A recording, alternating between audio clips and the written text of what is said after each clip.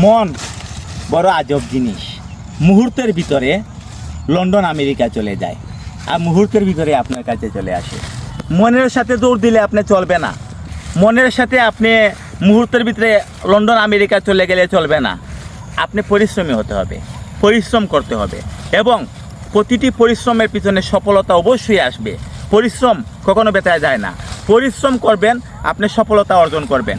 আপনি কষ্ট করতে হবে, প্রথমেতে কষ্ট করবেন, দেখবেন জীবনের শেষ মুহূর্তে হলে আপনার সুখ আসবে। আর আপনার জীবনে পিছনে অনেক শত্রু থাকবে, আপনার সমালোচনা করবে। যখন সমালোচনা হবেন তখন মনে করবেন আপনি কোনো ভালো কাজ করতেছেন। আপনি ভালো কাজ করলে আপনার সমালোচনা বেশি হবে। কে কি বলল সেটা দেখবেন না এবং নিজেকে কিছুটা স্বার্থপর তৈরি করুন। আপনি যদি স্বার্থপর না হন তাহলে আপনি জীবনে সম্পদ অর্জন করতে পারবেন না। স্বার্থপর কীরকম আমি সেটা বলি আপনাকে। স্বার্থপর এটাকেই বলে, আপনি যদি আজকে 5 টাকা ইনকাম করেন তাহলে 3 টাকা কখনো দান করে দিবেন না। আপনি যদি আজকে 10 টাকা ইনকাম করেন তাহলে 2 টাকা কখনো দান করে দিবেন না। আপনি যদি আজকে কোটি টাকা ইনকাম করেন তাহলে আপনার আশেপাশের যারা দুর্বল লোক রয়েছে তাদেরকে দান করুন, তাদের সাহায্য করুন।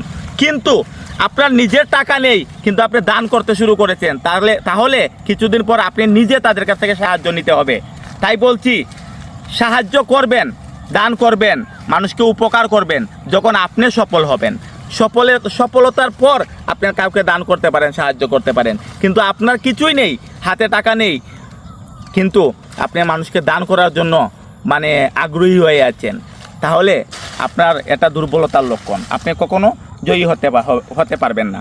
আর জয়ী হতে হলে আপনি আগে টাকা অর্জন করুন, টাকা ইনকাম করুন, তারপর মানুষকে সহযোগিতা করুন, দান করুন। ধন্যবাদ। আবারও কোনো নতুন ভিডিও নিয়ে আপনাদের কাছে চলে আসব আমি শ্রীকান্ত। ভালো থাকুন, সুস্থ থাকুন, সবার সুস্বাস্থ্য ও দীর্ঘায়ু কামনা করি। এবং আমার ভিডিওটি সবাই লাইক, কমেন্ট, শেয়ার করে সবাইকে ছড়িয়ে দিন এবং জানিয়ে দিন।